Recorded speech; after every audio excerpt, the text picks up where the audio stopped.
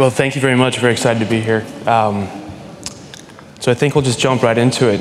One of the big questions that I have in the investment paradigm that we're working with is B2B or B2C the way to go, or is it a combination of both? Which is going to expedite this general consumer adoption? Mm-hmm. Well, I mean, I guess I'm more in the B2C, but B2B in a lot of senses is the infrastructure. And a lot of the B2C businesses and services in the Bitcoin world need B2B in order to provide the services that they have. So I would definitely say that you need both of them in order to provide the services that make it very simple for anyone off the street to use Bitcoin and want to use Bitcoin. Yeah, I think once the merchants realize that this should be their first payment option, and it should be at the top of the list, not somewhere buried below Visa, MasterCard, and everything else, that they actually want to change the behavior of the consumers. So they have to look at the checkout process and tailor it to drive people down the path that they want, which is their lowest cost path.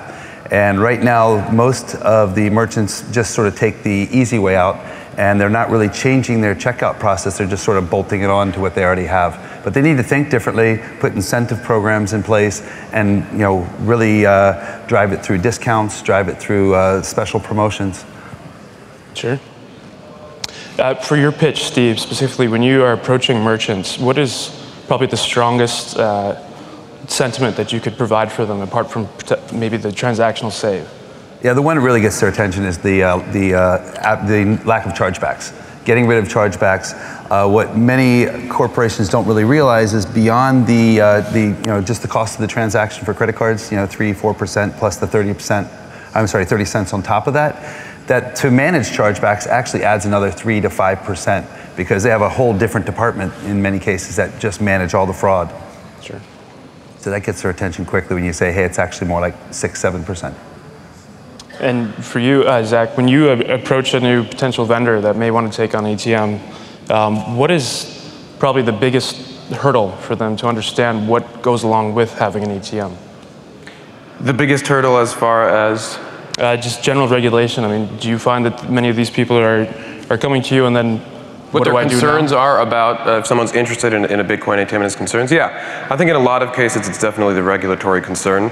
And that happens sometimes before they buy the machine, sometimes it's after they buy the machine they realize that there was something they didn't completely understand. And that's something we always try to work with the operators and try to figure out what the best way to deal with the regulatory process, whether it's AML, KYC, or any other kind of special demand they have. But in general, it's just a matter of where they're located, what they want to actually provide. Do they, is it only a matter of the easiest way to get into Bitcoin in a certain area? Sometimes they want to use it as a tool to introduce people to Bitcoin, or sometimes it's someone that's been doing a lot of trading on local Bitcoins and wants to kind of streamline the process and make it a lot easier for him and a lot less shady.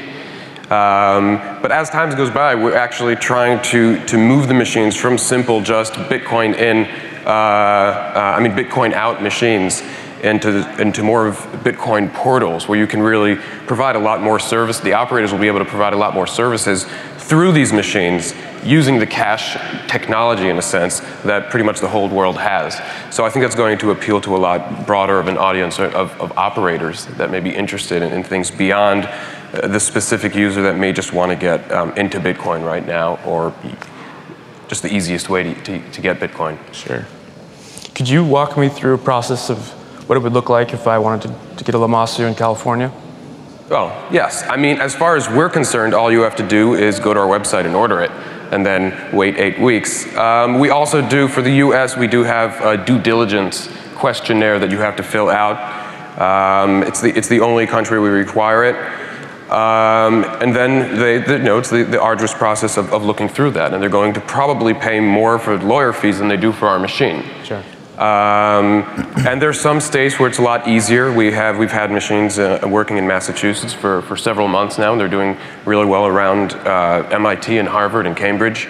And then there are areas where we've sold several machines to California, and they're all very concerned about the day they get a knock on their door. So it really depends on the jurisdiction in different countries. But for California, it's just really a matter of understanding the federal regulatory environment and understanding the state one, which doesn't really exist right now on that level. So I think, in a sense, it's a matter of time, and in another sense, it's just waiting for someone to try it and see what happens. Sure. Steve, could you just kind of walk us through what is the greatest barrier for you at this moment as far as expanding GoCoin? Well, I'd say it's the time from when a merchant says yes till they actually get it integrated and up on their site. It's developer time, and it's not that it takes that long, because we have all kinds of tools that make it very easy to use any of the shopping cart plugins and so forth. It's just getting into the development cycle with the merchants and getting them to, through the education process.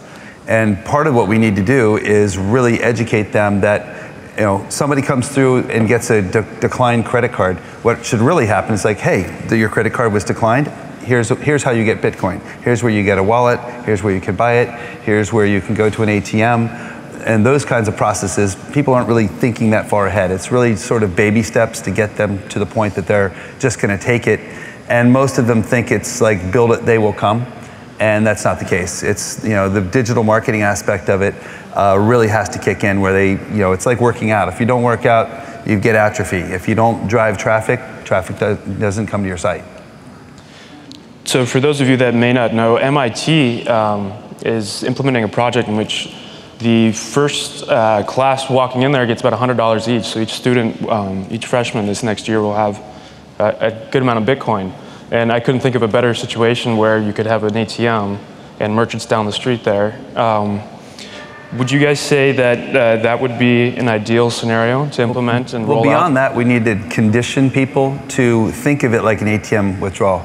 Like, I try to buy Bitcoin on a weekly basis, and I try to use it every place that I can. So I think of it like an ATM withdrawal. So I'm constantly buying. And so from an accounting standpoint, just sort of stack that on top of what I own and keep the lowest one down there so I don't pay all the tax on it. But I think that's really what it's getting people used to that. And that's all going to be driven by deals that merchants put in place. Like, for example, we announced yesterday that Hustler did something quite unique. They launched with us the other day a $500 lifetime membership to all of their sites that's not available with a credit card. You can only get it with Bitcoin. So I think getting innovative like that and getting creative will really drive adoption. Yeah, I think it's a matter of showing either the merchants or the users why they should use Bitcoin, and showing them through incentives, I think in a sense even natural incentives. Why is it better for you as a business to use Bitcoin, to accept Bitcoin? And some of the reasons he gave. You don't have to worry about chargebacks. You don't have to worry about dealing with credit card companies. It's not as much as an application. It's a lot easier to get started with Bitcoin than to accepting credit cards.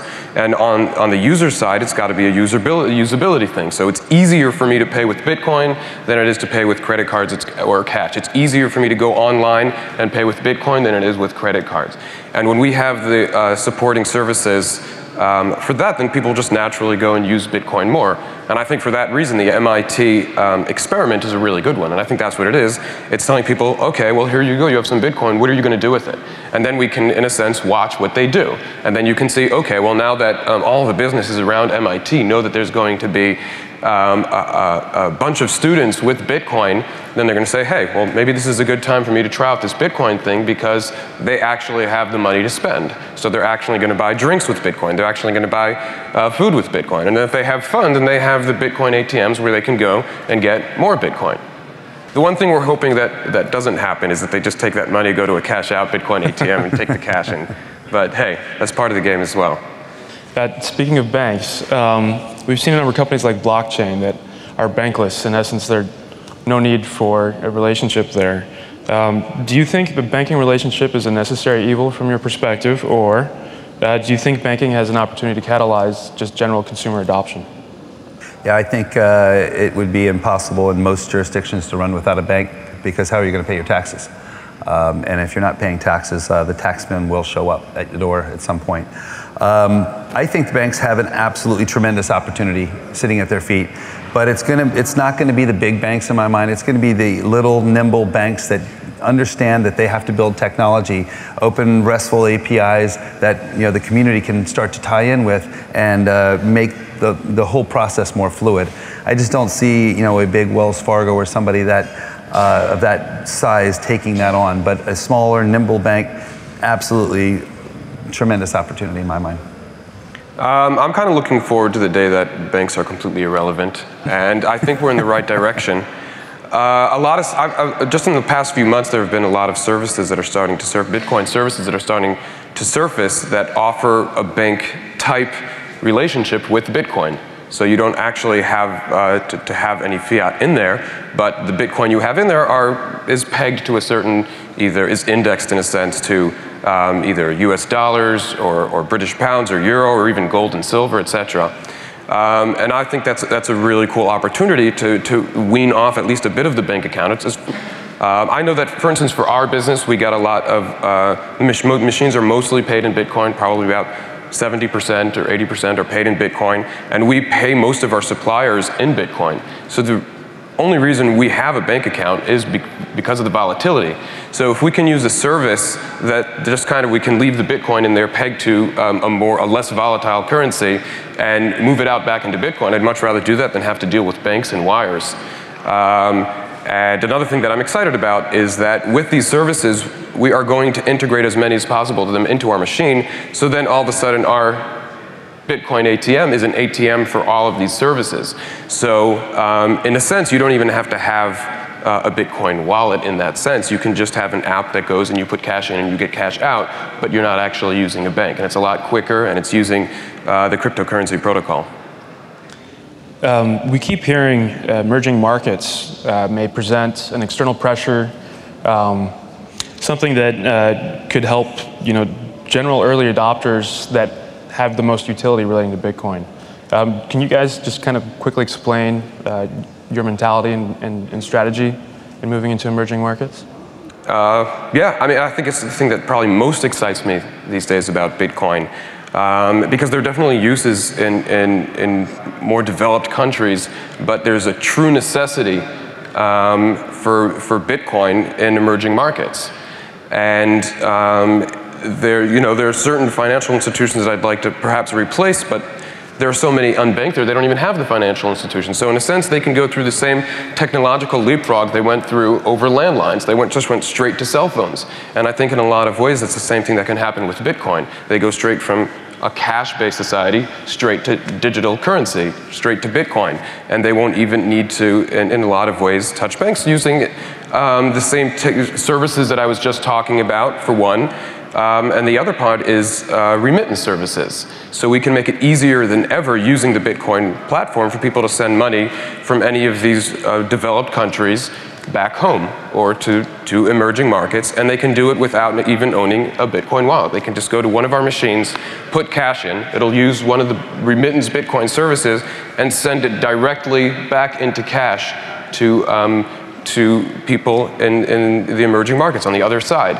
And so I think it's a different kind of Bitcoin adoption in a sense. It's not the Bitcoin adoption of how many people are going to own Bitcoin wallets on their phone. It's going to be adoption of how many people are using the Bitcoin platform or the cryptocurrency platform overall. And I think that has a much bigger chance of exploding in the immediate or short-term future.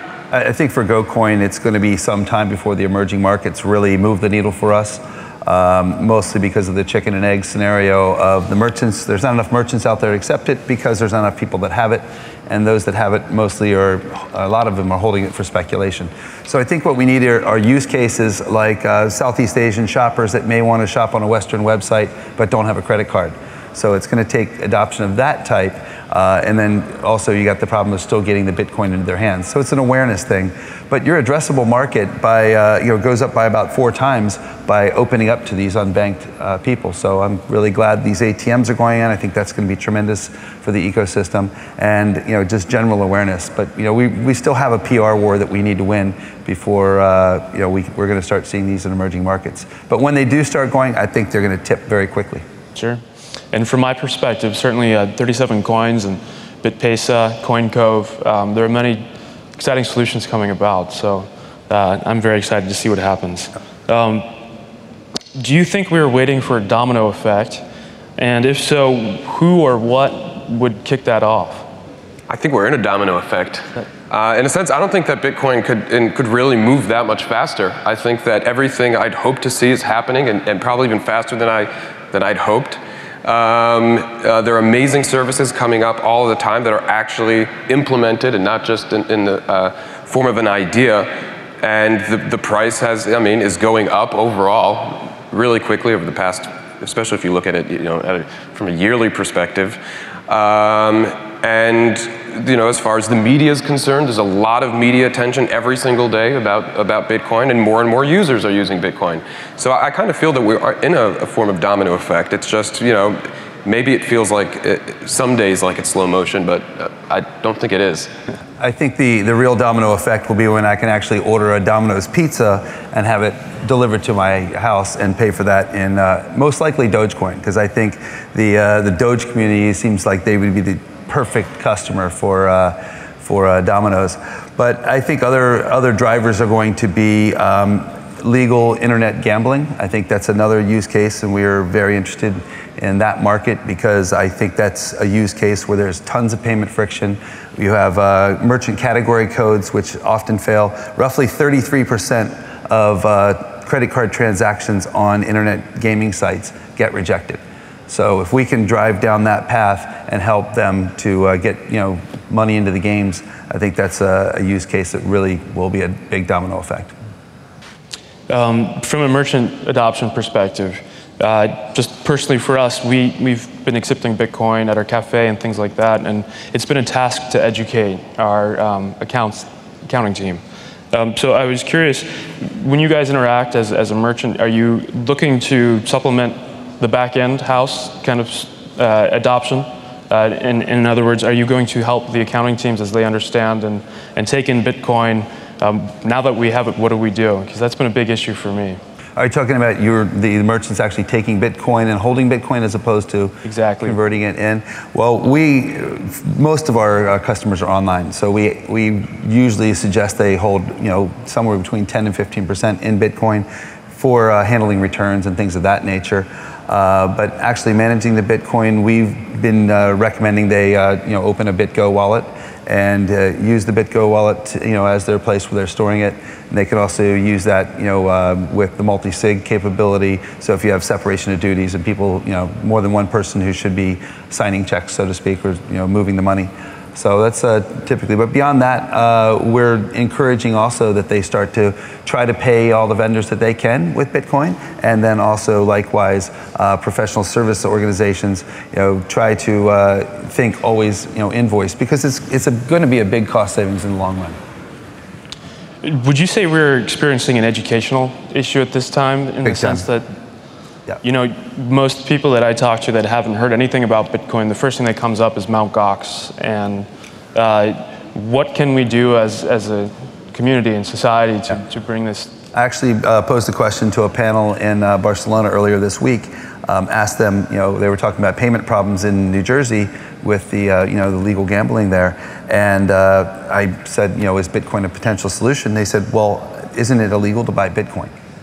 It just blew my mind. I said, no, I can do it right from my phone right now in my Coinbase account. I can buy Bitcoin and ACH transfer right from my bank. And they said, oh, I thought it was illegal. So we have a big PR issue we still need to work through. Mt. Gox comes up all the time. At least we're past Silk Road, thank God. We used to have a joke within the company a year ago. Anytime a Bitcoin article would come out, we'd bet how many words into the article it would be before Silk Road showed up. And so we're now starting to move past Mt. Gox too, and it's definitely falling a bit, I believe. Actually, I still believe that a lot of the bad press is still good for Bitcoin. I think a lot of the people hear about the bad press first, and then that's the first time they hear about Bitcoin. Maybe they have a negative view, but then all of a sudden they read something positive about Bitcoin, or they just hear about Bitcoin again, and that can change their view. Maybe they'll just look into it and say, oh wait, it's not only used for drugs or for stealing people's money, and they'll see the usefulness of it. So I think it's, in a sense, it's still good to get bad news once in a while. It reaches more people. And as far as education is concerned... At least they're talking about you, right? Right, exactly.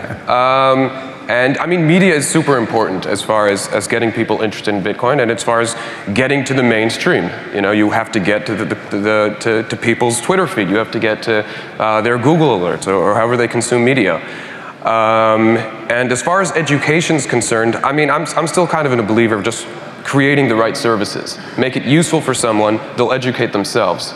And I still think that's in a sense the most important part. I mean, it's great to tell somebody about Bitcoin and to talk about it when you ever get the chance, and it's exciting, and anybody that's into Bitcoin can't not talk about it.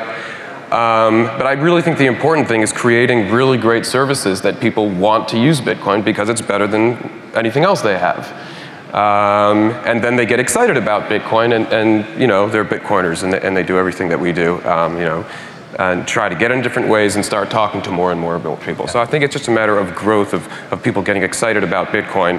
And as you go deeper and deeper into the mainstream, there have got to be more mainstream services. So that means services that are super easy to use, that are super easy not to lose, and that have a certain stability to them. Yeah, for the third time in a year, I've had my credit card jacked, where all of a sudden these charges start showing up. And the disruption of having to, you know, redo all of those recurring payments in all the places, you know, track down which ones were the fraudulent, it takes hours and hours, and those are costs to the consumer, not to mention all the costs that now the credit card companies had to eat. So fraud is a huge problem. It's a much bigger, and it only seems to be getting worse. Because you have this card that's never been designed for the internet. I mean, they put that little 3-digit code on the back of the Visa so you'd have, you know, the card present versus not, and they could punch that in at the terminal. Well, guess what? All the websites now need that, and it's no different. So it's just broken. And so I think as people realize that they can control their money better with Bitcoin, and it's a push payment, and it's not something that a credit card company can just, you know, keep charging every time, whether you want them to or not. And that's the best kind of education, because if you've just solved a big problem for someone who has a business, they're going to be Bitcoin fans, and they'll learn anything they need to know about Bitcoin because you just helped their business. When I look at Blockbuster and then the resulting Netflix demolition of that entire market. You know, I see, you know, the onboarding effect was, hey, we're going to ship you DVDs. It's much more convenient, it's cheaper than going to the store. When you look at the growth into streaming, a new technology being introduced to the markets, what stage do you think we are in right now with Bitcoin? And what do you think is going to be perhaps the tipping point for the consumer to actually understand, oh, this is really helpful for me? Yeah, I think we're you know, we're moving into 94, 95. I think in terms of the internet analogy, the Netscape browser is you know, is eminent, and that's going to be, you know, the ease of adoption. I think that's really wallet tech really is going to drive a lot of that. You know, not having to stare at this 34-character long string and, you know, the public addresses, and, you know, look at that and say, you know, why is that still on my screen? So getting that more obscured and, or, you know, deeper down into the you know, layers of the user interface, and, you know, just, I think that's what's going to happen. Mostly wallet tech will drive a lot of these things, as well as, once again, you know, changing checkout processes so that it's just streamlined. Yeah, I mean, I think if you look at overall how many people in the world have Bitcoin and compare that to different stages of how many of the people in the world had PCs versus today, how many people, you know, use the internet at an early stage versus how many use it today, same thing for mobile phones. And I think you'll see that we're still at a very, very early stage as far as Bitcoin. I mean, nobody has Bitcoin yet. And it's going to take you know, a little bit of a while till it's absolutely mainstream, where you see everybody around just paying with Bitcoin the same way they use their cell phones or personal computers. So yeah, I would probably say about the internet, it's probably about right. You know, maybe 90, maybe the same for cell phones. Who knows?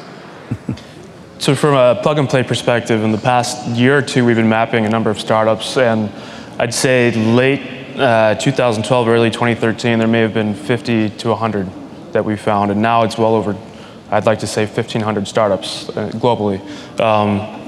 And these metrics are fairly common across the board. You look at hashing power, even the meetups that are growing around the world, it's organically growing. So where do you think we'll be in 3 years? Do you think this curve will continue to tick up as it is? And If so, what is your potential long-term strategy? Well, I think we're still definitely early days. I think one of the things that I use as a litmus test of any industry and how it's developing is how many pretty ladies are attending the events. It used to be nothing but all men, and so I see the pretty ladies are starting to show up, so that means it's getting hotter and hotter. Well, great. Well, I'll open it up to the audience for any questions.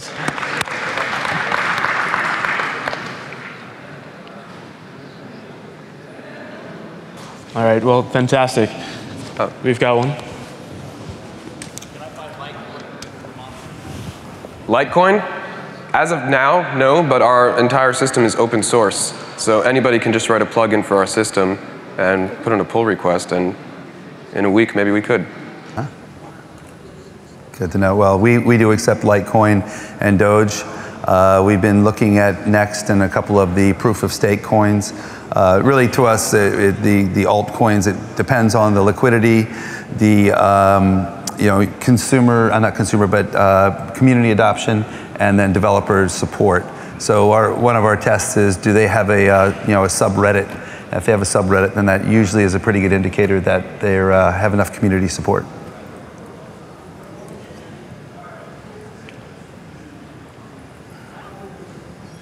Well, I guess on behalf of the partners in Silicon Valley that I work with, Adam Draper over at Boost and Sean from 500 Startups, yeah, we're always looking for startups, and we're very excited about the well, we're just coming in. We're just coming into our Series B, so we're happy to come do the roadshow. Fantastic. Well, thank you. Thanks a lot.